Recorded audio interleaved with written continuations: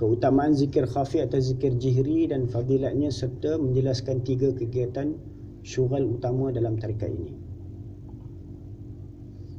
Untuk para masyaikh Naqsyabandiyah menyuruh murid-muridnya untuk ittiba', menuruti sunnah dan menjauhi bid'ah, dan meninggalkan amalan-amalan tarekat zikir jihri. Sebab tarekat zikir jihri ini dia tarekat yang amalan yang bersifat zahir, faham? Ya, macam tarekat Qadiriyah, Chishtiah, ini semua amalkan zikir jihri.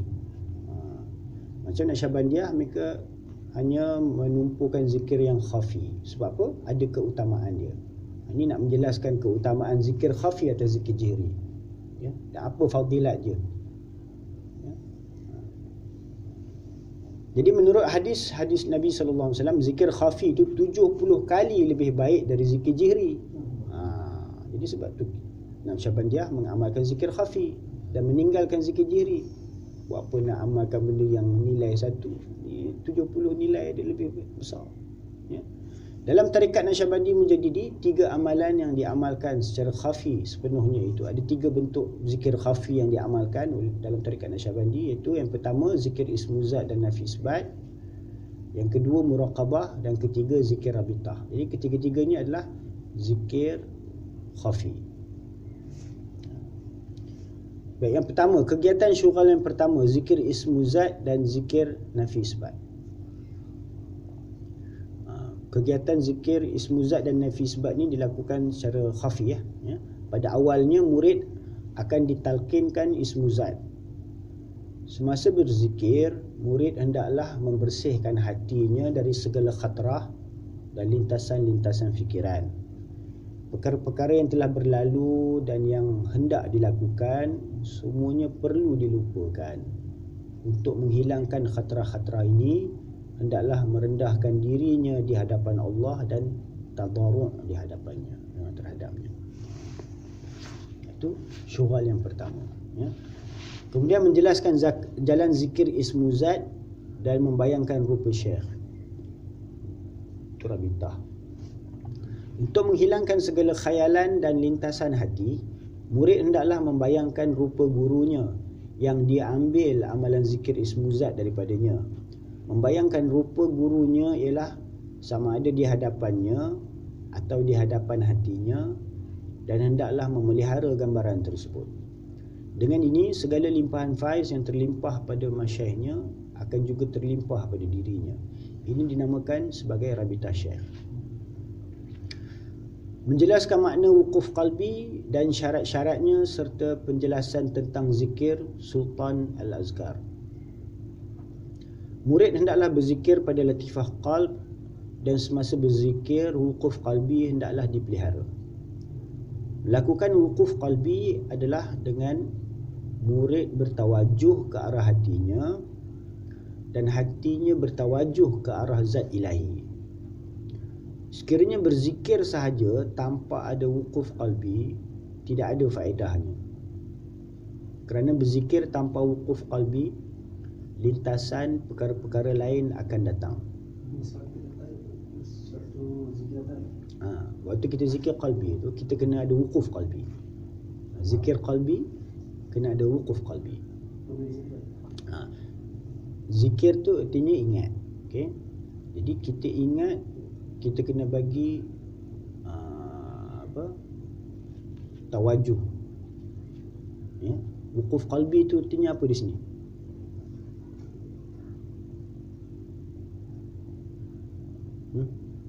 Melakukan wukuf qalbi adalah dengan murid bertawajuh ke arah hatinya. Mana kita kena tawajuh pada hati, tenung ke hati. Tenung bukan dengan mata ni, dengan mata batin. Mana ketutup mata lah, tenung kat situ, kedudukan latifah qalbi, ya. Wukuf qalbi adalah dengan murid bertawajuh ke arah hatinya, okay? Kita tenung kat sini, dan hatinya bertawajuh ke arah zat ilahi. Mana hati kita tu, kita kena pastikan dia sedang bertawajuh kepada Allah Ta'ala. Kalau kita tenung pada hati, hati bertenung pada KFC, ini bukan. Kalau kita tenung hati, hati tenung ingat nak balik rumah, ini bukan. Jadi bila kita tenung hati, hati tengah ingat Allah. Itu wukuf qalbi. Itu maksudnya. Ya. Jadi kalau zikir tak ada wukuf qalbi, zikir kita tu zikir lalai je lah. Itulah. Jadi melakukan wukuf qalbi adalah dengan murid bertawajuh ke arah hatinya dan hatinya bertawajuh ke arah zat ilahi. Sekiranya berzikir sahaja tanpa ada wukuf qalbi, tidak ada faedahnya. Zikirlah banyak mana pun. Kan? Allah Allah Allah Allah Allah Allah Allah Allah Allah Allah Allah Allah Allah Allah. Ini zikir apa? Ini zikir lalai. Jadi zikir mesti kena ada wukuf qalbi. Tahu zikir tu dia masuk. Tidak ada mata mana nak tawajuh dengan Allah Allah Allah. Semua Allah ke? Pening. Jadi sekiranya berzikir sahaja tanpa ada wukuf qalbi, tidak ada faedahnya. Kerana berzikir tanpa wukuf qalbi, lintasan perkara-perkara lain akan datang. Nampak? Tu kita duduk berzikir tapi macam-macam. Apa ni, ingat benda lain juga. Nampak? Tapi zikir, tapi ingat benda lain juga. Tapi macam mana? Sebab apa? Tak ada wukuf qalbi. Tak? Hati tu tak, mana kita tak tenung pada hati kita tu sungguh-sungguh. Jadi lintasan-lintasan lain dia boleh masuk lah. Faham? Kalau kita betul-betul tancapkan kita punya perhatian tu pada qalb, mana benda lain dia lalu pun kita tak hirau dah.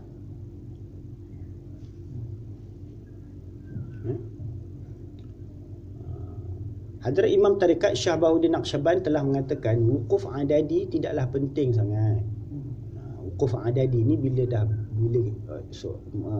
salik tu dia dah sampai kepada peringkat zikir nafi isbat, baru dia perlu perhatikan wukuf adadi tu. Tapi kalau setakat zikir ismu zat tu yang penting sekali wukuf qalbi. Wukuf qalbi. Wukuf adadi ni bila dah sampai peringkat zikir nafi isbat. Sebab adadi itu artinya bilangan. Wukuf adadi itu artinya kita kena ingat Allah Ta'ala dalam bilangan-bilangan yang ganjil. Itu dimasukkan wukuf adadi. Itu nanti. Belum lagi. Untuk peringkat zikir ismu zat yang kita zikir Allah Allah ni, kena jaga wukuf qalbi. Ya. Sebab dia adalah syarat yang wajib bila kita berzikir. Kalau tak ada syarat ni, zikir kita nama je zikir tapi otak ke lain. Macam mana? Jadi tak betul lagi lah. Sebab tu tak ada hasil. Tu kita tak ada apa faedah. Tak ada usaha pun. Zikir lalai.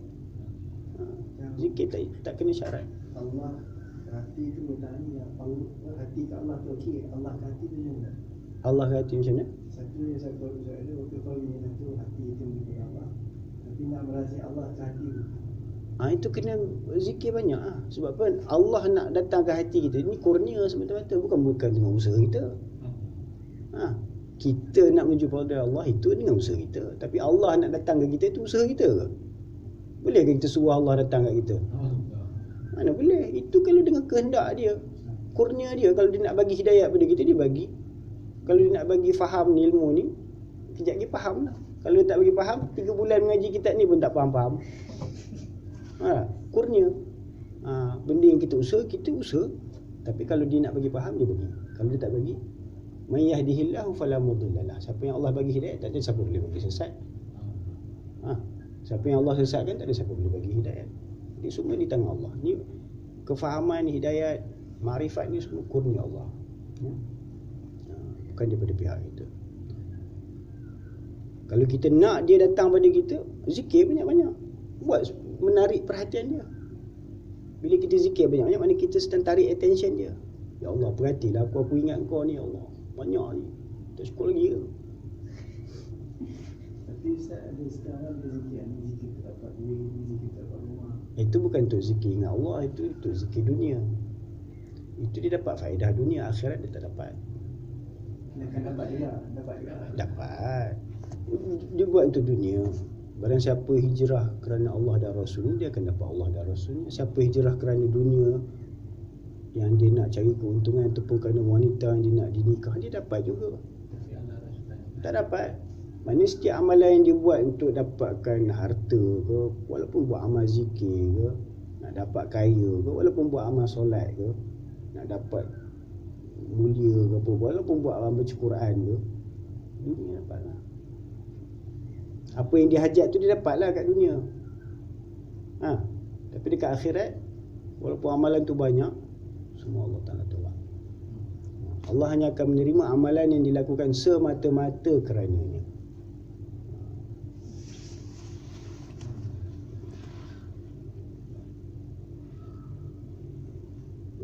Jadi menjelaskan tentang apa? Wukuf qalbi tadi. Jadi wukuf qalbi ni kita tawajuh ke hati. Dan hati tu kita tawajuhkan dia kepada Allah, ingat Allah. Jadi sekiranya berzikir tanpa wukuf qalbi tidak ada faedahnya, kerana berzikir tanpa wukuf qalbi lintasan perkara-perkara lain akan datang. Hadrat Syah Bahaudin Naqsyaband telah mengatakan wukuf adadi tidaklah penting sangat, dan wukuf qalbi adalah syarat wajib bila berzikir. Jadi bila kita nak berzikir tu mesti kena ada wukuf qalbi, itu syarat dia. Ini jangan kita dah buat kaifiat dah zikir Allah Allah Allah Allah, Allah mata buka mata dia punya Allah Allah Allah, itu bukan. Itu belum lagi. Itu baru main-main. Nak betul-betul mesti mau duduk tenung. Mana kita lock kita punya nafs kita ni, tenung kat qalb, tenung situ. Baru dia panggil wukuf qalbi. Mana qalb tu dia tawajuh ingat Allah. Lepas tu dalam takluk tu terus Allah Allah Allah Allah, Allah. Bila ada khatarah datang, basgash ilahi anta maqsudi wa ridhaka matlubi. A'tini mahabbataka wa ma'rifataka. Dia bukan sewaktu cukup bilangan tu baru kita basgash. Cukup bilangan berapa? Sekarang lagi lepas tu ni saya belajar terus basgash. Cukup 100 memang kena basgash. Cukup 100 basgash. Cukup waktu khatarah baru kita basgash. Bila khatarah datang pun basgash jugalah.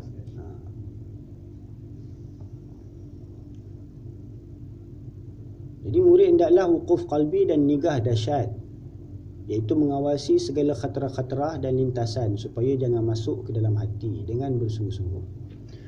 Pergerakan zikir di hati itu hendaklah dibuat sehingga dapat didengari di telinganya dan dapat merasakan getaran di hatinya. Mana telinga batin kita boleh dengar sendiri sebutan lafaz Allah Allah Allah tu dalam hati.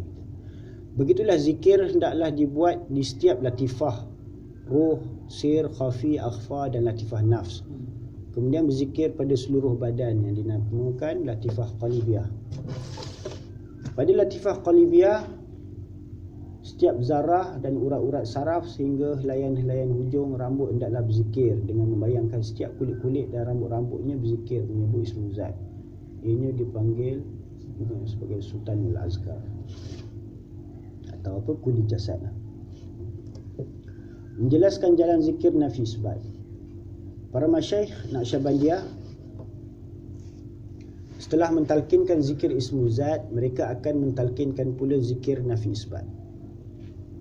Caranya adalah seperti berikut. Yang pertama, seorang yang berzikir hendaklah menahan nafas di bawah pusat. Kemudian lafaz la ditarik dari pusat sehingga ke dahi dan sebut ilaha dan ditarik ke arah bahu kanan. Kemudian dengan lafaz illallah dipukul ke hati sehingga terasa berjalan kepada semua latifah-latifah. Dan kesannya akan dapat terasa hingga ke seluruh badan. Kemudian zikir ini hendaklah dilakukan tanpa menggerakkan anggota badan. Maknanya zikir ini kita lakukan hanya dengan mendiamkan tubuh badan tanpa menggerakkan. Macam setengah tarikat tu dia gerak kan. Wah, dia kanan kiri ada yang dia nak jamadi tak ada. Diam. Nak bergerak apa kat dalam, nak goncang ke apa, nak meletup apa kat dalam. Sekiranya menahan nafas mendatangkan mudarat, maka tidak perlu berzikir sambil menahan nafas. Sebab menahan nafas ni dia bukan syarat. Dia hanya nak bagi kehangatan tu lebih cepat. Faham tak? Kesan itu lebih cepat terhasil. Bila kita zikir sambil tahan nafas, kita lebih bagi fokus. Jadi kita lebih tumpukan semua perhatian kita tu pada latifah qalb kita. Jadi bila kita tahan nafas tu, kesan dia lebih cepat lah. Tapi kalau tak mampu, nafas tercungap-cungap, ya. Bukan syarat Ustaz. Itu bukan syarat. Tapi kalau dapat sempurnakan tu dapat dia punya faedah-faedah dia. Dia ada banyak faedah-faedah dia dengan menahan nafas ni. Biasa Ustaz, yang paling baik satu kali nafas berapa banyak? Itu ikut kemampuan masing-masing. Dia dengan bilangan yang ganjil. Mulakan dengan 3. Kemudian yang keenam, ketika berzikir kalimah ini, kaedah menghayati maknanya itu tiada apa pun yang aku maksudkan melainkan hanya zat Allah yang Maha Suci. Jadi menjelaskan makna basgash dan wukuf adadi. Selalu gash je kan. Ini basgash pula. Sesudah berzikir beberapa lama, maka hendaklah kita menyebutkan lafaz berikut di dalam hati. Hendaklah mengucapkan di dalam hati dengan merasa penuh kerendahan diri dan penuh pengharapan akan kalimah basgash, iaitu ilahi anta maksudi wa ridhaka matlubi. Itu oh Tuhanku, engkaulah maksudku dan keredaanmu lah tuntutanku. Bagi salib peringkat pertengahan, hendaklah menambah ucapan a'tini mahabbataka wa ma'rifatak, kurniakanlah cinta, mahabbah dan ma'rifatmu.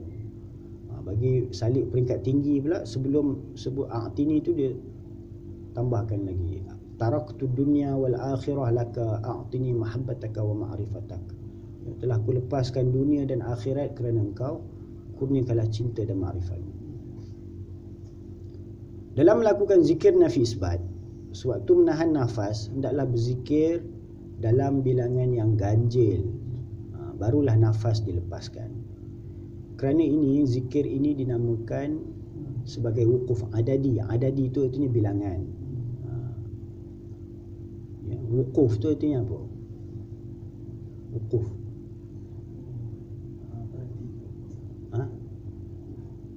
Tu wakaf.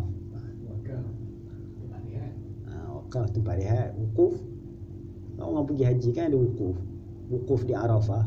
Wukuf tu apa? Berhenti diam kat situ lah. Mana stop tu tempat stesen dia, kena berhenti. Jadi wukuf qalbi tu, qalb lah stesen mana di situ kita kena berhenti. Mana urusan apa dah sibuk situ kita kena tenung balik. Faham? Itu maksudnya wukuf qalbi, itu tempat perhentian kita. Tapi suatu latif dia ada adadinya Ustaz, dia ada bilangan juga. Itu bila dalam zikir nafi isbat. Bila kita dah buat zikir nafi isbat, baru kita jaga adadi. Mana contoh macam latifah, ruksir semua ada bilangan? Itu wukuf adadi ni hanya apply untuk nafi isbat. Tak ada bilangan. Tak ada bilangan. Apa? Untuk setiap latifah tak ada bilangan. Untuk setiap latifah tu di zikir ismuzat. Ini zikir nafi isbat. Mana tak ada bilangan. Ismuzat dah ada dah. Mana tak ada bilangan lah. Dia tetapkan 2,000, 3,000, 4,000. Itu sebanyak-banyaknya. Sebanyak-banyak. Masyarakat adalah bagi 24,000 ke 5,000, ikut kemampuan masing-masing lah. Tapi dia tidaklah tertakluk kepada bilangan. Dia tak ada bilangan. Dalam ismuzat tak ada tertakluk pada bilangan. Lebih penting pada qalbi dan wukuf. Wukuf qalbi saja. Maknanya perlu, kedudukan tu perlu dibagi perhatian. Faham? Tempat tu, qalb tu. Dia qalb tu perlu, di situ perlu attention tu. Mana fokus kita tu ingat pada tempat kedudukan tu. Itu ketika melakukan zikir nafi isbat. Ismuzat. Bila dah sampai peringkat nafi isbat, di samping dia jaga wukuf qalbi, dia kena jaga wukuf adadi. Bukan kata wukuf qalbi tinggal dah. Wukuf qalbi tu mesti kena jaga juga. Faham? Kena jagalah. Takkan nak sambil zikir la ilaha illallah, la ilaha illallah tapi otak ke lain juga. Mesti kena jaga ni. Faham tak? Di samping jaga ni, jaga bilangan pun kena jaga. Jadi baru kita punya alert tu, awareness kita tu bertambah. Faham? Kalau tidak, kelalaian kita dia tak dapat dihilangkan. Sebab kelalaian ni dia pun ada peringkat-peringkat. Peringkat rendah, peringkat tinggi ni kelalaian pun ada. Kerana seseorang salik itu apabila dia mengira bilangan zikir, maka dia berzikir dalam keadaan sedar. Mana? Bila kita berzikir sambil kira, kita ingat, kita sedar. Bila kita zikir, apa pun dah zikir, itu mana tak sedar, kau lalai. Kau tak kira, kau tak sedar, otak ke lain. Tak? Jadi bila kita berzikir dalam keadaan kita ngira, kita sedar 35 ni. Kita tahu apa nak bagi cukup 40 apa kan. Bila kita sedar, bila kita kira, sebab tu pentingnya mengira. Ini yang sangat bodoh-bodoh ni kata ni kita zikir ikhlas, buat apa nak kira-kira. Apa? Itu sebab dia tak belajar, dia tak faham.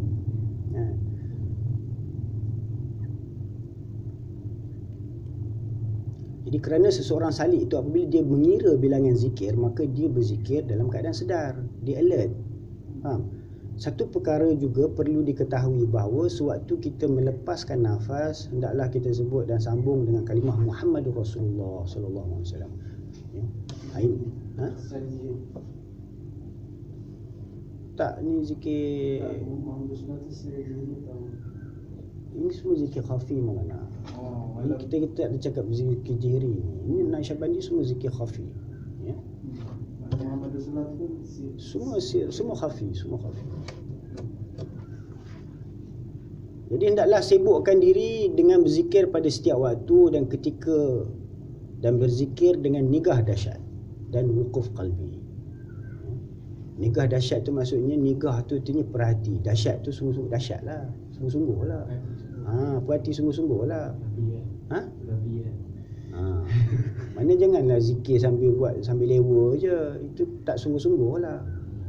Jadi zikir sambil lewa macam mana nak dapat hasil, lepas tu cakap tak bagus lah tarikat ni. Kena buat betul-betul lah. Wukuf qalbi mesti kena jaga. Barulah supaya dapat menghasilkan penyucian batin dan menghasilkan tawajuh hati dan hadir hati terhadap Allah yang sempurna. Ustaz, jadi Basgas tadi, ada ketetapan berapa buat? Basgas ni yang pentingnya makna tu kita faham. Bila kalau makna tak faham lagi, ulanglah 3 kali sampai mana sampai faham. Setiap lepas 100 kali tu ulang, ilahi anta maqsudi wa ridwaka matlubi, ulang 3 kali. Saya buat 500 kan. Apa? 500 baru Basgas. Lepas 100. 100 Basgas. Dia sebab Basgas ni dia syarat zikir. Ni syarat zikir. Kalau tak ada syarat ni, zikir kita tu tak sah. Kau zikir kau nak apa? Kau nak dunia ke? Kau nak Allah? Ya Allah. Nampak? Tengah-tengah berzikir tu dia boleh melencong tau. Jadi sebab tu kena betulkan balik daripada khayalan yang merayau-rayau tu. Itu dipanggil Basgas. Stop merayau, balik ke Tuhan. Ilahi anta maksudi, engkau je maksudku ya Allah. Mana? Jadi menjelaskan tanda-tanda penyucian batin dan warna nur lataif serta batas-batas sair afaqi dan sair anfusi. Di sisi ahli-ahli kasyaf, cahaya nur latifah selalu zahir pada pandangan batin mereka, dalam pandangan batin ya. Disebabkan tuntutan mereka, maka terhasillah penyaksian musyahadah dalam diri mereka. Para masyayikh Naqsyabandiyah telah menerangkan nur latifah-latifah ini secara berasingan dan menetapkan warna-warna tertentu untuk setiap latifah tersebut. Adapun menurut kata mereka, warna-warna latifah adalah seperti berikut. Ini berdasarkan pengalaman ya, masyayikh kita mereka dah menempuh perjalanan tarikat rohaniah ni. Jadi daripada pengalaman mereka dapat memandang ya, nur-nur pada setiap latifah tu. Mana apabila mereka bagi perhatian pada setiap latifah tu, mereka nampak ada warna-warna tertentu nur tu. Nur tu ada cahaya. Faham tak? Cahaya tu ada warna. Faham? Macam bintang, kalau kita tengok bintang macam warna-warni pula. Kan? Bintang tu satu, tapi kita boleh nampak kadang-kadang dia macam warna-warna, ada biru, merah, kuning. Kalau kita tahu je pada qalbi terpancar kekuningan. Itu tak semestinya. Itu bergantung atas masing-masing punya ahwal lah. Faham tak? Tapi kita tenung tak nampak pun kuning. Itu masalahnya. Kan? Cari pula warna kuning. Tak ada pun. Syekh kata ada kuning, tak ada kuning pun. Jangan cari itu, memang tak jumpa. Jadi ini masyayikh-masyayikh nampak, orang awam tak nampak. Ni ahli-ahli kasyaf ni nampak. Kita ahli kusyuk. Jadi berdasarkan mereka punya pengalaman, disebabkan nur hati mereka tu dah digilap berkilat, kita ni macam-macam kulat ada lagi.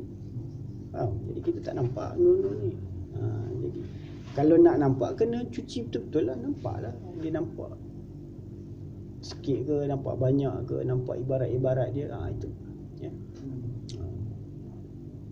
Jadi menurut para masyayikh, latifah qalb nur dia warna kuning. Latifah ruh nur dia merah. Latifah sir putih, latifah khafi hitam, latifah akhfa hijau. Jadi pengalaman ni bukan berdasarkan kepada seorang masyayikh. Faham tak? Mana kebanyakan masyayikh-masyayikh dalam tarikat Naqsyabandiyah mereka dah mengalami, bukannya seorang dua orang. Mana beribu-ibu, mana berdasarkan pengalaman mereka telah tajribah benda tu. Warna-warna tu telah nampak kelihatan dalam musyahadah mereka, ya. Ada juga setengah-setengah masyayikh mereka nampak latifah-latifah tu mempunyai warna-warna yang lain. Faham tak? Tapi itu bukannya secara keseluruhan, mungkin hanya sebilangan kecil. Mereka ni nampak, mungkin mereka pakai cermin mata lain. Bila pakai cermin mata lain, dia nampak warna lain. Jadi seseorang penuntut itu pada mulanya terhasil warna nur-nur tersebut di luar dirinya. Nampak? Jadi pada peringkat awal murid-murid ni, mereka ni akan nampak nur-nur ni di luar diri, maksudnya kat luar ni lah. Faham tak? Macam mana dia nampak luar diri tu? Maksudnya dia punya perhatian dia tu, fokus dia cenderung kepada warna apa. Faham tak? Macam kalau kita cenderung, selalu kecenderungan tu tengok baju kita pakai lah, kita suka warna apa kan? Mana kecenderungan kita tu pada lataif tu. Faham? Jadi seseorang penuntut itu pada mulanya terhasil warna nur-nur tersebut di luar dirinya. Ianya dinamakan sair afaqi. Sesudah itu mereka akan memerhatikan warna cahaya nur-nur itu di dalam batin mereka, dan ini dinamakan sair anfusi. Dan aku telah mendengar dari lidahnya Hazrat Pir Dastagir, Hazrat Ghulam Ali sendiri, beliau mengatakan bahawa yang dimaksudkan dengan sair afaqi adalah bermula dari bawah arash sehinggalah sebawah-bawahnya. Dan yang dimaksudkan dengan sair anfusi adalah bermula dari atas arash sehinggalah seatas-atasnya. Nampak? Jadi tadi kita tengok tentang daerah imkan tadi, yang dimaksudkan bermula dari bawah arash sehingga sebawah-bawahnya itu alam khalaq. Jadi sair afaqi ni artinya persiaran di alam khalaq. Mana bersiar dekat alam khalaq. Mana bersiar di alam khalaq ni maksudnya bersiar dekat bawah arash lah. Kemudian persiaran sair anfusi ni bermula dari atas arash sehinggalah seatas-atasnya. Yang ini daripada atas arash seatas-atasnya tu alam amar. Nampak? Jadi sair anfusi ni artinya persiaran di alam amar. Faham? Ya, maknanya warna bukan maksud lah. Warna bukan maksud. Jangan cari warna. Itu kalau nak jadi pelukis boleh.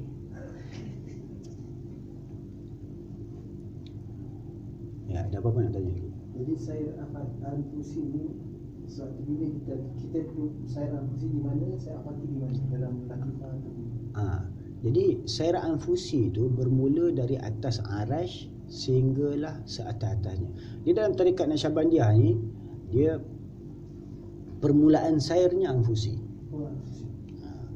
Kalau tarikat-tarikat lain selain Naqsyabandiyah, permulaan sairnya afaqi. Sebab tu persiaran afaqi ni dia melibatkan persiaran zahir, perjalanan yang zahir. Macam korang keluar daripada rumah nak datang sini kan, ni perjalanan tu di atas arash ke bawah arash. Jadi sair afaqi kan. Jadi bila dah sampai sini baru saya bawa jalan pergi atas arash kan. Di sini cairan fusi bermula.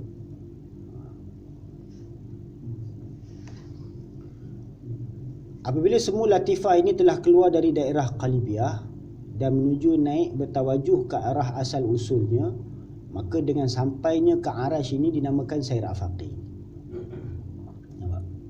Dan apabila dari atas arash, maka dia mengalami jazbah tarikan, dan untuk naik ke atas lagi, maka di situ dinamakan permulaan sair anfusi.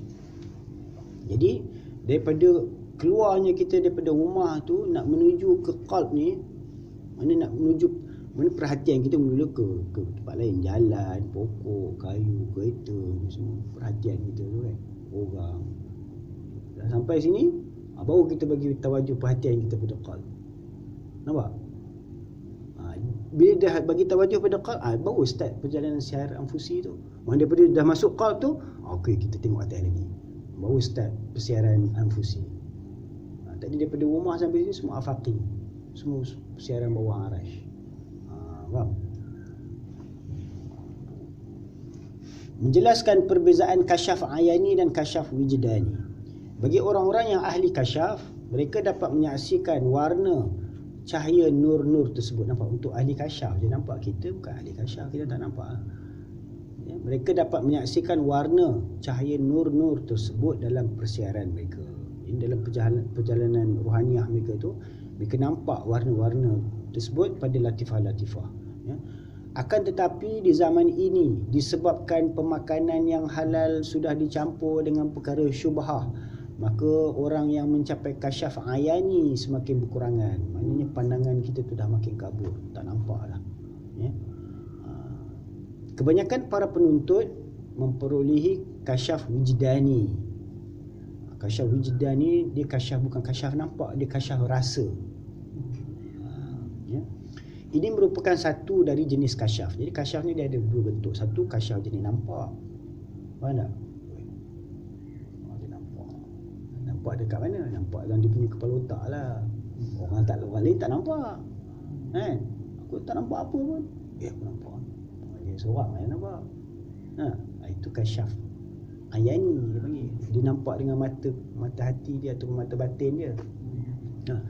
Satu lagi jenis kasyaf wijdani. Kasyaf wijdani kasyaf rasa. Macam tiba-tiba kita masuk tempat seram sejuk tempat ni, rasa kan. Dia tak nampak apa lagi, rasa tu dah rasa ada apa-apa ni. Tak nampak apa pun, tak, aku rasa. Dia rasa. Nampak? Itu dia panggil kasyaf rasa. Kasyaf rasa ni istilah dia panggil kasyaf wijdani. Kalau kasyaf nampak ni kasyaf ayani. Jadi pada zaman sekarang ni, penuntut-penuntut yang mencapai kasyaf ayani ni dah makin kurang. Sebab apa? Makanan tak berjaga. Pergi kedai makan campur dengan syubhah. Jadi kebanyakan para penuntut yang ada boleh dapat mencapai kasyaf wijdani ni pun alhamdulillah lah. Mana dia makan buah durian tu, manis rasanya. Okey tu. Kalau tak rasa apa, tawar, ini tak ada kasyaf. Jadi kebanyakan para penuntut memperolehi kasyaf wijdani, jenis kasyaf rasa ni. Ini merupakan satu dari jenis kasyaf. Perbezaan di antara kasyaf wijdani dan kasyaf ayani adalah orang yang memiliki kasyaf ayani dapat melihat secara zahir persiarannya dari satu makam ke makam yang lain. Maksudnya peringkat perjalanan itu daripada qalb, ruh, sir, khafi, mana dalam perjalanan dia menempuh makam-makam rohaniah tu, dia nampak. Dia nampak perjalanan itu. Manakala orang yang memiliki kasyaf wijdani, dia tak nampak. Ya? Dia tidak dapat melihat sebarang apa pun dalam persiarannya. Tetapi dengan menerusi hal-hal yang tertentu dan kehendak-kehendak tertentu yang berlaku, mereka dapat mengetahui tentang sesuatu perkara, dan bukan dengan secara melihat. Faham tak? Dia macam rasa tu. Macam apa, kita nak keluar tengah malam ke apa, aku rasa tak sedap hati. Apa? Aku rasa macam ada roadblock ni. Okey lah, tak balik. Rasa tu. Tu kasyaf rasa lah. Faham? Tak sedap hati kan. Itu kasyaf rasa, kasyaf wijdani.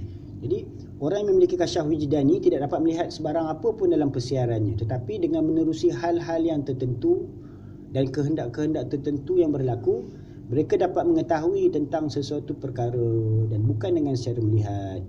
Seperti mana angin yang tidak dapat dilihat secara zahir, tetapi dengan kekuatan deria rasa kita dapat merasakan adanya angin. Nampak? Bila angin tu tiup, angin kuat. Dia rasa lah, dia rasa. Kalau seseorang itu tidak dapat merasakan kasyaf wijdani, kalau seseorang itu tidak merasakan kasyaf wijdani, ini kasyaf rasa ni pun tak ada, maka sekiranya mereka ini menceritakan tentang maqamat-maqamat dan perkhabaran baiknya, mereka ini sebenarnya memburukkan nama perjalanan tarekat, dan mereka lah yang menyebarkan keburukan. Nampak? Itu bahayanya. Kalau kita ni tak ada mengalami lagi ahwal-ahwal fana ke, ahwal baqa ke, kita duk kutip perkataan sufi-sufi pula, dia cerita ni, aku Allah semua ni, cerita-cerita. Mana kita ni memburukkan nama perjalanan tarekat lah, disebabkan kita tu jadi fitnah lah. Padahal kan ahwal apa pun tak rasa kan, durian pun tak pernah rasa. Cerita ni durian musangking best sebenarnya, rasa pun tak pernah. Mau rasa tak sedap, pahit. Contoh kasyaf wijdani pernah jalan ni orang fikir. Contohnya mana dia dapat rasa getaran-getaran dalam batin dia, dia dapat rasa apa, limpahan tu datang. Di kasyaf ni tak semestinya kita nampak hal orang, yang pentingnya kita nampak hal kita. Jangan kasyaf ingat nak scan orang je. Kasyaf tu asal kasyaf nak tengok hal orang, asal kasyaf nak tengok hal orang. Kasyaf kena tengok hal kita, tengok perjalanan diri kita tu kat mana, nak ke mana, nak pergi mana. Ini dah tengok hal orang, dia apa hal nak pergi mana, kita pun tak tahu nak ke mana lagi.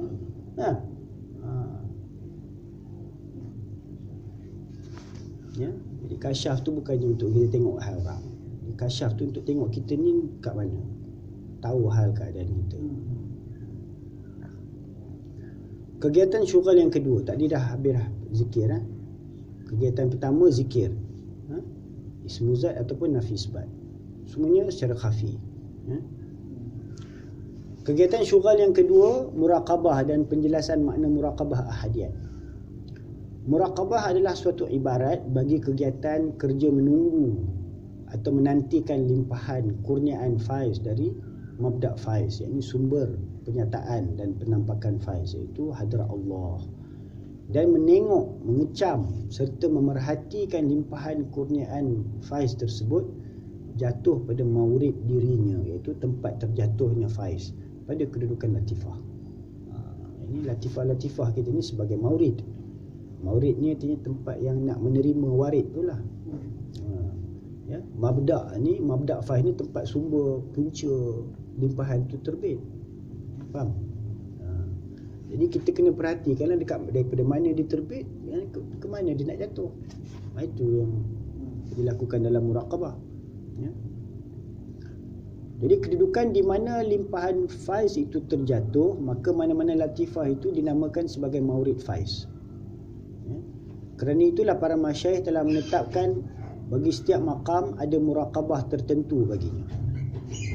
Ya, bagi setiap maqam ada muraqabah tertentu baginya. Bagi daerah imkan, para masyayikh telah menetapkan amalan muraqabah ahadiyat.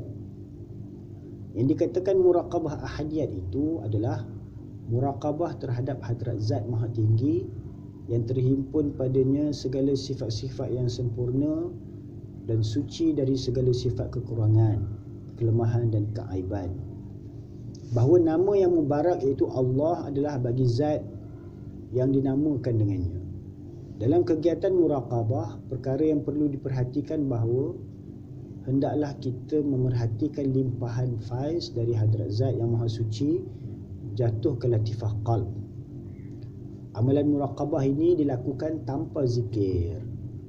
Dan jikalau hanya berzikir tanpa muraqabah, maka tiadalah faedahnya. Jadi dia zikir satu amalan, muraqabah ni satu amalan. Faham? Zikir tanpa muraqabah tak ada faedah. Jadi zikir tanpa wukuf qalbi pun tak ada faedah kan? Zikir tanpa muraqabah pun tak ada faedah. Dia jangan sekali. Mesti. Suatu muraqabah, Ha. tapi dia seperti mana tidak ada perbezaan dengan latar. Seperti kita faktor kan, tapi waktu muraqabah tu dia macam sama je keadaan. Mana belum muraqabah ni. Sebab kaifiat muraqabah tu tak sempurna lah. Maknanya muraqabah ni mesti kita kena lakukan dengan kaifiat dia. Dia ada prosedur dia. Di muraqabah ni kita kena muraqabah dengan nikah dahsyat. Sungguh-sungguh kena perhatikan. Kadang-kadang kita muraqabah tapi latifah yang berfungsi. Jadi kita terasa macam berbeza je antara muraqabah dengan dia apa tu sama macam sama lah. Dia tak sama sebenarnya. Dia bila kita zikir qalbi, dia kita sebut lafaz tu. Dia ada lafaz dia. Bila kita zikir dia ada lafaz dia. Ada kalimah dia. Muraqabah dia tak ada kalimah apa-apa. Ini satu macam mana perasaan. Tengok di sini. Dia kata muraqabah tu apa? Yang dikatakan muraqabah ahadiyat itu adalah muraqabah terhadap hadrat zat maha tinggi yang terhimpun padanya segala sifat-sifat yang sempurna. Yang dikatakan muraqabah tu apa? Muraqabah tu menengok, mengecam, menunggu, menantikan limpahan. Dia bukannya menyebut. Zikir menyebut.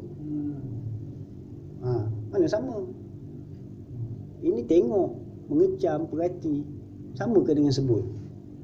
Zikir sebut Allah, Allah tu, la ilaha illallah, ada sebutannya. Muraqabah dia tak ada apa-apa. Nampak?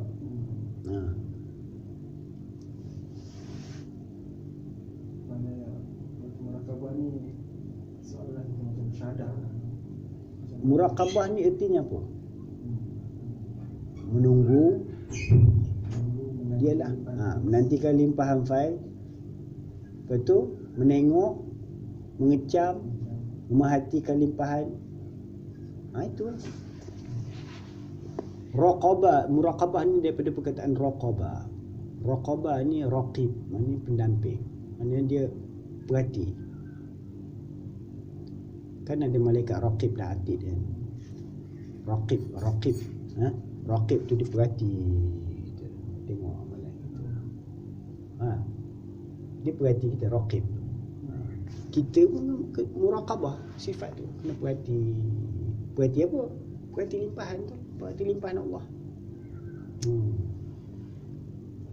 Tidaklah macam kita terpuas pada face daripada qalbi, di mana kita merasai dia menuju ke situ.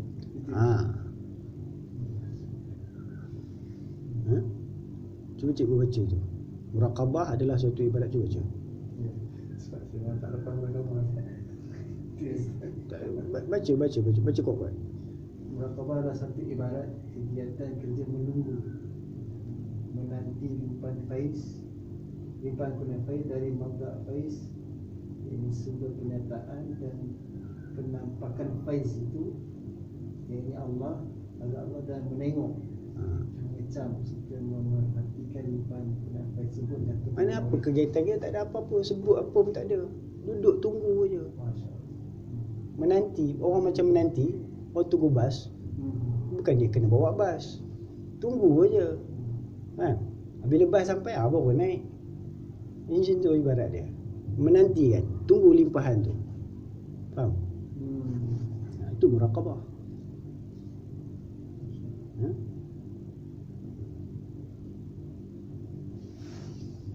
Dalam kegiatan muraqabah, perkara yang perlu diperhatikan, nampak? Yang perlu diperhatikan bukan yang perlu disebutkan.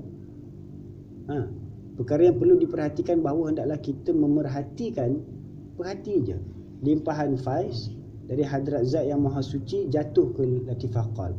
Kalau perhati-perhati tak nampak jatuh pun, maknanya tak zikir betul-betul lah. Tak ada wukuf qalbi lah. Buat balik yang awal. Buat balik, start balik daripada pula, membetulkan kaifiat tu. Sebab apa? Kalau qalb tak ada link dengan asal ni, macam mana limpahan nak turun? Benar tak? Jadi sebab tu perlu buat zikir ismu zat dulu. Bila ismu zat tu dah sempurna, latifah-latifah lain semua dah zikir ismu zat sempurna, nafi isbat semua dah zikir sempurna, barulah kita muraqabah sekali tenung tu pun. Itu nak melatih tawajuh tu. Sebab tu Syamsuddin Tabrizi dia bagi tawajuh sekali tenung pun boleh bagi kesan pada orang. Faham? Sebab apa? Dia praktis tawajuh tu. Faham? Praktis tawajuh pada hati tu.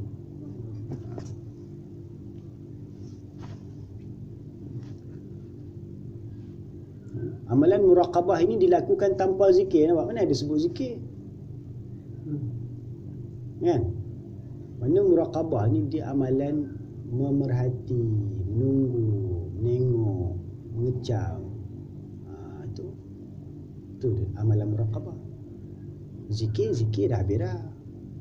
Ismu zat ataupun nafi isbat. Faham? Dalam Quran banyak ayat Allah suruh kita muraqabah. Bila Allah suruh kita perhatikan, muraqabah lah. Kan Allah suruh kita perhatikan, muraqabah lah tu. Perhatikanlah yang di luar diri kamu tu, alam afaq ni, langit, bumi, bagaimana Allah turun hujan. Muraqabah, perhatikan. Itu di luar diri kamu. Yang di dalam diri, wa fi anfusikum afala tubsirun. Yang di dalam diri kamu tak tengok ke? Sair anfusi pula, tadi afaqi, ni anfusi. Dalam diri kamu tak tengok ke? Tengok dalam diri pula. Yang di luar dah tengok dah, daripada rumah dah sampai sini, dah luar dah tengok pokok, kayu, sungai, kereta, lembu. Sekarang tengok dalam pula. Itu mana sair anfusi.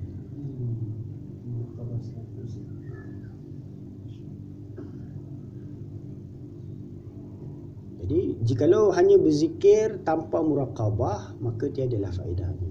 Jadi zikir tu perlu berserta dengan muraqabah, ya. Jadi wukuf qalbi itu syarat untuk zikir. Jadi bila zikir dengan wukuf qalbi dah sempurna dah, ya, mana kita tambah lagi, add on lagi muraqabah pula, bagi tambah lagi faedah zikir kita tu. Faham? Zikir kita tu semakin berfaedah lagi. Zikir dengan wukuf qalbi dah ada faedah dah. Faham? Sambil zikir dengan wukuf qalbi tu kita muraqabah lagi. Bertambahlah faedah dia. Itu maksudnya, mana kita nak menambahkan. Namun tidak meninggalkan yang asal. Mana boleh tinggal? Mana yang kumpul kesudahan. Mesti kena. Itu dia dah. Kegiatan syughal yang ketiga, zikir rabitah. Bila dah habis zikir ismu zat, nafi isbat, kemudian dah habis muraqabah, kemudian kegiatan yang ketiga, zikir rabitah. Terdapat banyak kaedah melakukan zikir, kegiatan zikir rabitah. Ya, dalam melakukan zikir ini, kaedah yang pertama, membayangkan rupa wajah Syekh Mursyid dalam fikiran. Mana kita dalam kepala otak ni, kita bayangkan, ingat wajah Syekh yang kita ambil zikir tu, ya, bayangkan dulu. Kemudian yang kedua, memelihara rupa bentuk Syekh Mursyid di dalam hati. Mana daripada fikiran ni kita bawa ke hati. Gambaran, ya, bawa ke hati, ya. Kemudian yang ketiga, membayangkan rupa kita ni sebagai rupa Syekh Mursyid kita. Itu dah sampai tenggelam lah. Maknanya sampai dia dah tenggelam dalam khayalan dia dengan Syekh dia, sampai dia hilang dah rasa diri dia tu. Dia nampak kesan rabitah tu, dia nampak rupa dia, nampak rupa Syekh dia. Apabila amalan rabit, sebab itu sahabat-sahabat mereka boleh itibak Nabi SAW, boleh itibak macam mana Nabi buat, macam tu mereka buat. Inilah dia. Sebab itu murid-murid tu bila ikut Syekh dia, macam mana Syekh dia, macam itulah dia ikut. Faham? Sebab dengan rabitah. Kalau tidak, tak ada rabitah, Dia hanya tengok Nabi Muhammad tu sebagai manusia je. Dia tak nampak dia sebagai Rasulullah. Apabila amalan rabitah ini telah menguasai murid, maka dia akan melihat pada segala sesuatu dan akan kelihatan rupa Hadrat Syekhnya. Maksudnya dia pergi mana-mana pun dia nampak gambaran Syekh dia je. Itu dia fana fi Syekh. Itu dipanggil fana fi Syekh. Hal ini dinamakan fana fi Syekh. Dapatlah diketahui bahawa kesemua ini dan segala ahwal-ahwal yang berlaku ke atas diriku ketika permulaan menjalani tarikat ini, sehinggalah dari arash, sehinggalah ke tanah lantai, daku mendapati rupa syekhku meliputi kesemuanya, dan bahawa setiap gerak diamku itu pun daku merasakan sebagai gerak diam syekhku juga. Ini ahwal, ini dinamakan ahwal. Ahwal ni maknanya hal keadaan dia lah. Bila dia dah fana, dia mabuk dengan syekh dia, dia nampak semua, nampak dia tengok syekh, tengok mana, tengok bulan pun nampak syekh. Dia fana fi syekh. Sehingga dia nampak setiap gerak diam dia pun syekh yang bergerak dengan dia. Dia tak ada, syekh yang bergerak dia nampak. Dia fana fi syekh. Jadi syair, apabila setiap tembok dan dinding telah berubah menjadi cermin, ketika datang zauq di mana sahaja daku melihat engkau ada di situ. Itu ibarat dia. Jadi disebabkan kemabukan dia tu kan, kemabukan zikir tu, dan kemabukan zikir dia mengingati Allah Ta'ala bersama dengan hadrat syekh dia tu. Jadi dia rasa bukan dia dah ingat Allah, dia rasa syekh dia duduk ingat Allah. Kan? Itu awal fana fi syekh. Zikir semata-mata tanpa rabitah dan tanpa fana fi syekh tidak akan sampai, bertentangan dengan rabitah. Jadi sebab tu orang yang zikir dia tak ada syekh, dia tak sampai. Ya. Dia zikir buat amal, tak ada amalan tarikat, tak ada syekh. Jadi dia zikir tu jadi amalan zikir hasanat dia tak ada zikir darjat. Dan tidak akan membawa dia sampai kepada maksud. Bila kita tak ada syekh, kita zikir tu kita nak tuntut benda-benda duniawi je. Kita tak tahu apa benda nak tuntut pun. Tengok orang tuntut benda, kita pun nak tuntut juga. Tapi bila kita ada syekh, syekh akan arah kita supaya kita tuntut Allah. Jadi sebab tu perlu ada syekh tu sebagai orang kata nak bagi kita punya zikir tu terhubung dengan kuat, perlu ada syekh. Faham tak? Sebab apa zikir yang syekh bagi tu zikir yang satu, zikir yang dia sendiri praktis, yang dia sendiri makan kan? Dan dia dapat daripada tok syekh dia. Mana ada rantaian tu. Faham tak? Mana daripada guru ke murid. Jadi kesan zikir yang dilakukan, yang kita dapat talqin daripada syekh, dan dengan apabila kita pun rabitah dengan syekh tu, maka kesan tu akan bertambah sempurna. Kalau zikir semata-mata tanpa ada rabitah dan tanpa ada fana fi syekh, zikir tu ada juga faedah dia, tapi takkan sampai kesempurnaan tu, takkan dapat. Jadi ketahuilah bahawa jalan tarikat rabitah berbanding dengan semua jalan tarikat adalah merupakan jalan tarikat yang paling dekat untuk mencapai makrifat. Ya. Di samping itu, berbagai perkara pelik dan ghaib akan terzahir menerusi amalan zikir rabitah ni. Ya. Hadrat Khawjah Muhammad Maksum telah berkata bahawa zikir kosong tanpa rabitah dan tanpa fana fi syekh tidak akan sampai ke tempat makrifat yang dimaksudkan. Rabitah semata-mata sambil memerhatikan adab-adab sohbat adalah sudah mencukupi. Walaupun zikir tak buat, muraqabah pun tak ada, rabitah cukup.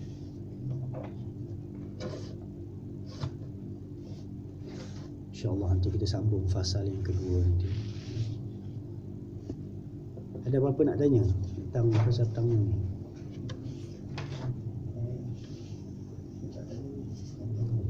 Nanti cikgu print lah, ya?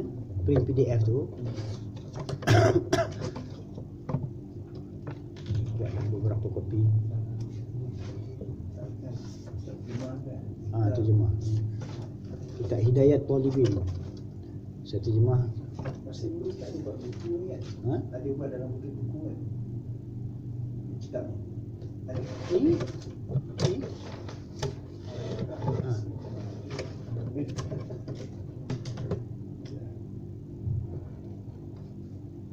Ini saya print kan. Saya print.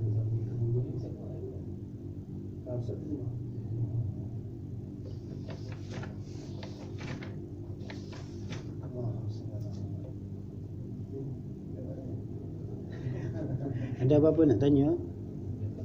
Tak faham, ha? Pasal bahagian tadi dia ada mana? Okey. Betul lah ni lah. Dia pun tanya dalam Tapi sebab dia ada kaifiat. Satu kaifiat saja. Secara sir saja. Secara jiri tak ada. Kalau nak syafandi kita buat zikir semua khafi. Tak ada yang zikir. Maaf lah. Saya nak tanya zikir yang 1000 Nafiz sebab tak ada. Dalam kaifiat. Zikir 1000? Nafiz sebab 1000 tak ada. Dia bilangan 1000 tu tak semestinya, dia ikut kemampuan lah. Dia kalau dalam Naqsyabandi Khalidi, kalau tengah bersuluk dia satu hari 20,000. Tapi kalau macam di luar suluk, buatlah ikut kemampuan masing-masing lah. 2,000 ke 5,000 ke. Kelapangan seorang tu kan berbeza-beza. Dia lagi banyak kita buat, lagi banyaklah faedah kita dapat. Itu je. Dia tak ada strict mesti nak kena habiskan 2,000 kotak ni, kena denda ke apa, tak ada. Masing-masing lah kau buat dapat faedah, tak buat lambatlah dapat. Kalau kita buat sehari 1000, 70 hari 70,000. Lepaslah. Kan? Kan 70,000 apa ni? Berapa? 70,000 kan? Zikir yang dapat selamatkan binatang. 70 hari 2 bulan setengah. Sehari 1000. Kalau sehari 2,000, maknanya dalam 40 hari habis. Satu cila habis. Kalau buat sehari 5,000, cepat lagi habis. Kan? Ikut kemampuan lah. Tak mampu buat 100 je, susah. Dia sebab dalam perjalanan tarikat ni, perjalanan makrifat ni, tambah kita ni akhir-akhir zaman ni, kalau kita buat sedikit pun, kalau Allah nak bagi, nak buka pintu hidayat ke, nak bagi makrifat ke, itu biasa. Sebab kita di akhir zaman dah. Kita buat sikit pun, kalau Allah suka. Sebab banyak lagi hamba-hamba tu tengok yang lalai tak kena tonggal langgang, kau seorang je. Okeylah. Buat sikit pun tak apa dapat. Nampak? Jadi tak ada mustahilnya kalau kita buat sikit pun. Penting ikhlas niat. Maksud kita tu nak apa? Nak dunia ke? Nak supaya orang panggil kita Tok Ali ke apa ke? Ataupun nak jadi kuali?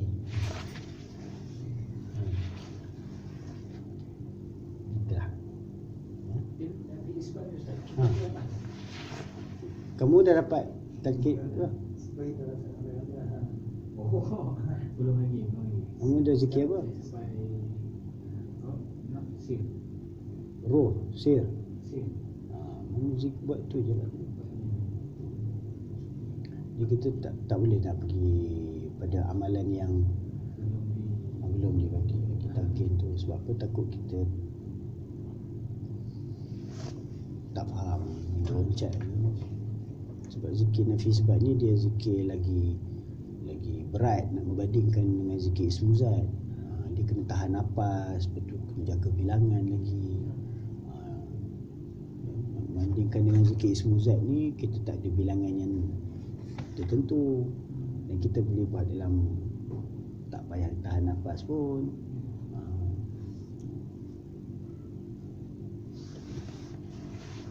Ada apa-apa nak tanya?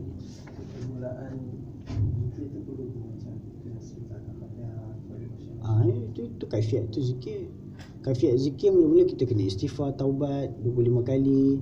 Lepas tu kita baca surah Fatihah sekali, Qul huwallah 3 kali, kita hadiahkan pahala pada sekalian para masyayikh. Lepas tu kena zikrul maut. Lepas tu bazgash. Itu baru zikir. Itu kaifiat dia. Daripada kaifiat tu baru boleh zikir.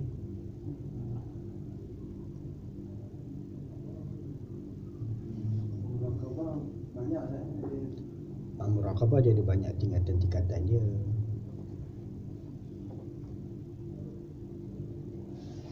Kita baca lah, boleh baca lah.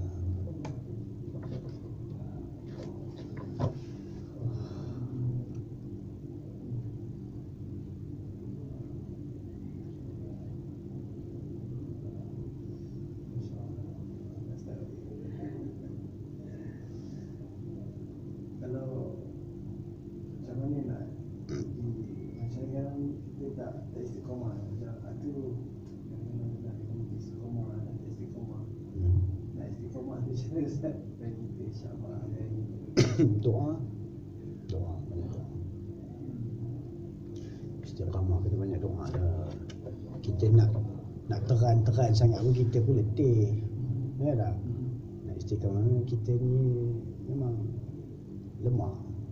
Melainkan dengan taufik Allah Ta'ala nak gunakan tubuh badan kita, dapatlah kita istiqamah. Semua dengan kurnia Allah Ta'ala. Tapi kita sebagai hamba tu kita kena usahalah semampu yang mungkin, sungguh-sungguh. Tak tak?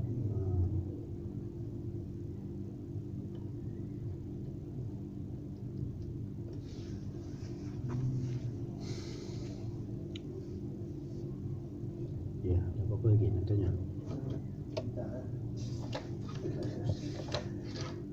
Tidak lama Ustaz. Kalau Ustaz nak bagi yang nak lama tu dia Tabayan dengan apa? Ni Muhammad Abdullah.